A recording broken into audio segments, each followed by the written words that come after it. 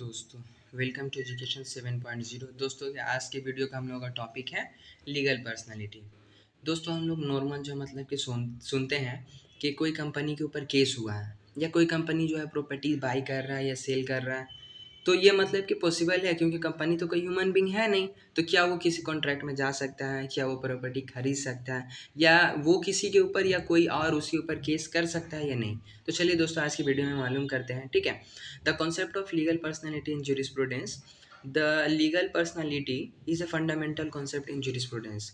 जो जूरिस्प्रूडेंस है वो एक बहुत मतलब कि वाइडर कॉन्सेप्ट है, ठीक है। इसके अंदर जो लीगल पर्सनैलिटी है वो एक फंडामेंटल कॉन्सेप्ट है that refers to an entity's ability to have rights, duties and legal responsibilities।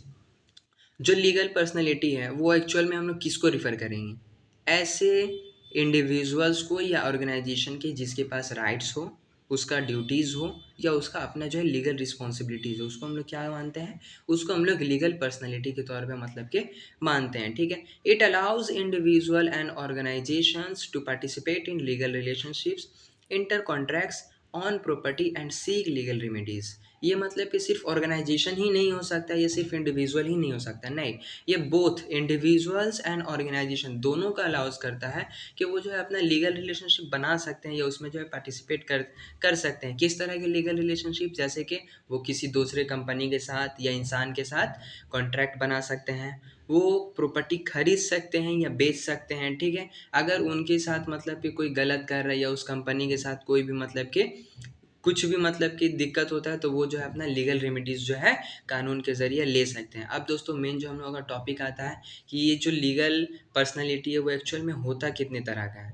तो ये जो लीगल पर्सनैलिटी है दोस्तों, ये एक्चुअल में होता है 2 तरह का। एक होता है न नेचुरल पर्सन, ठीक है।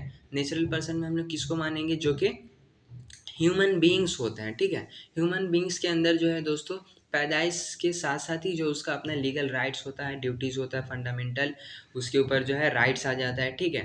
तो देखते हैं, ठीक है। नेचुरल पर्सन्स, ठीक है, these are human beings who acquired legal personality at birth and have rights and obligation organized by law। जो नेचुरल पर्सन होते हैं वो ह्यूमन बींग्स ही होता है, ठीक है, जो कि लीगल पर्सनैलिटी को मतलब एक्वायर करते हैं। ये जो है वो बर्थ से ही मतलब कि जब जब उनकी पैदाइश होती है तभी से जो उनको अपना राइट्स, लिबर्टी, फ्रीडम और जो भी दूसरे फ्रीडम है, ठीक है, तमाम चीज़ जो उनको दिया जाता है उनको मिलता है, ठीक है। और ये जो है वो रिकॉग्नाइज किया जाता है किसके ज़रिए? लॉ के द्वारा मतलब कि इनको मिलता है। दूसरा आता है ज्यूरिस्टिक। ज्यूरिस्टिक हम लोग दोस्तों किसको बोलते हैं? तो एक आर्टिफिशियल पर्सन। आर्टिफिशियल पर्सन बोलने से मुराद है these are non human entities. ये इंसान नहीं होते हैं, ये क्या होते हैं? तो नॉन ह्यूमन होते हैं, ठीक है। Such as corporations, government and institutions which are granted legal personality by law. इनमें जो है कॉरपोरेशंस आता है, गवर्नमेंट्स आते हैं, इंस्टीट्यूशन आते हैं, या बहुत तरह के जो अलग अलग ऑर्गेनाइजेशंस होते हैं, ट्रस्ट बोला जा सकता है, ठीक है। ये तमाम जो है मतलब कि आर्टिफिशियल पर्सन में जो है आर्टिफिशियल पर्सन के तौर पर रिफ़र किया जाता है, जिसको कौन ग्रांटेड करता है? Legal personality. तो ये लोग लॉ के द्वारा मतलब कि जो है लीगल पर्सनैलिटी जो है दिया जाता है, ठीक है। अब अगर हम लोग इसके फीचर्स को देखते हैं दोस्तों, तो फीचर्स इनका क्या है? Recognise by law. A legal person exist only if the law recognise it. एक लीगल पर्सन हम लोग किसको बोलेंगे? जब उसको लॉ रिकॉग्नाइज करेगा हम लोग उसी को, अदरवाइज जो है मतलब कि हम लोग किसी दूसरों को नहीं बोल सकते हैं।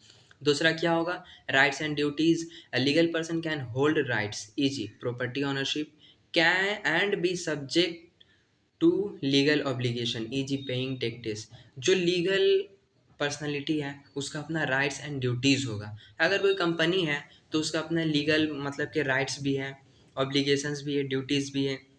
लीगल राइट्स मतलब कि किस तरह की? वो प्रॉपर्टी जो है मतलब कि खरीद सकता है, इवन बेच भी सकता है, जब खरीदेगा तो बेच भी सकता है ऑब्वियसली, ठीक है। और दूसरा क्या आता है? Legal obligation. उसके ऊपर लीगल ऑब्लिगेशन क्या आएगा कि उसको जो है मतलब कि टैक्स पे करना होगा, ठीक है। उसके बाद क्या है? Capacity to sue and be sued. A legal person can participate in legal proceedings.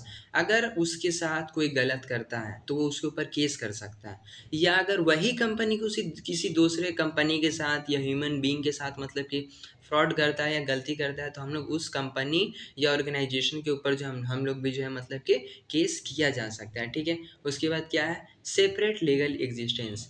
In corporate law companies have a distinct legal identity from their owners. अगर हम लोग इसका केस लॉ का रेफरेंस ले तो सलमान एंड कंपनी लिमिटेड, ठीक है। ये एक केस है Salman and versus Salman and company limited. इसमें दोस्तों जो सेपरेट लीगल एग्जिस्टेंस है, इसमें क्या होता है कि कंपनी का अलग आइडेंटिटीज होता है, उसके ऑनर से जो है कंपनी नहीं जाना जा सकता है। हम लोग ये इंडिया में भी जो है बहुत से ऐसे कंपनी है जिसके ऑनर को तो हम लोग नॉर्मल जानते हैं, लेकिन उनके कंपनी को भी जो है हम लोग जानते हैं, उसके ऑनर के नाम से जो हम लोग कंपनी को नहीं जानते हैं, ठीक है। और इसमें जो है सबसे ज़्यादा मतलब कि अहम जो केस है वो यही है, Salman versus Salman and company limited, ठीक है। इसके बाद क्या है, इसका इंपोर्टेंस क्या है लीगल पर्सनैलिटी का, ठीक है। इंश्योर्स अकाउंटेबिलिटी, ठीक है। Legal personality ensures that individuals and organisations can be held responsible for their actions. ये लोग जो है मतलब कि अकाउंटेबिलिटी होते हैं, ठीक है। जो लीगल पर्सनैलिटी होते हैं वो यकीन दिलाते हैं किसको, कि जो भी इंडिविजुअल है या ऑर्गेनाइजेशन है वो अपने काम का जो रिस्पॉन्सिबल वो खुद ही होंगे। अगर किसी से मिस्टेक होता है तो उस मिस्टेक का जो भी सज़ा हो, आइदर कंपनसेशन हो या कुछ भी हो, वो जो है उसके लिए जो है रिस्पॉन्सिबल होंगे। उसके बाद आता है दोस्तों फैसिलिटीज बिजनेस ऑपरेशंस, ठीक है। It allows corporations to engage in contracts and economic activities independently.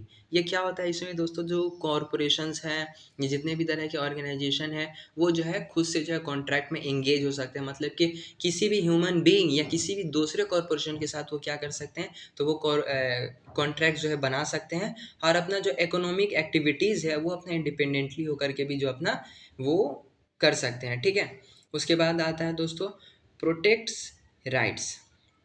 It enables entities to own property, enforce contract and seek redress in court, ठीक है। तो ये जो है उसको मतलब कि लीगल पर्सनैलिटी को ये हक दिया जाता है कि वो जो है प्रॉपर्टी ऑन कर सकता है या किसी भी कॉन्ट्रैक्ट को जो इन्फोर्स कर सकता है, उसमें इंटर कर सकता है, और जो है कोर्ट के जरिए जो है वो किसी भी जो है रेड्रेस को जो है मतलब कि रेमेडीज को जो है वो ले सकता है, ठीक है। तो दोस्तों अब आते हैं हम लोग कंक्लूजन में, ठीक है। Legal personality is a crucial element of modern legal system. जो लीगल पर्सनैलिटी है वो एक बहुत क्रूशियल एलिमेंट है किसमें, मॉडर्न लीगल सिस्टम, क्योंकि ये तो पहले था नहीं, ये जो है अभी मतलब कि मॉडर्न लीगल सिस्टम में ही जो आया है, ठीक है।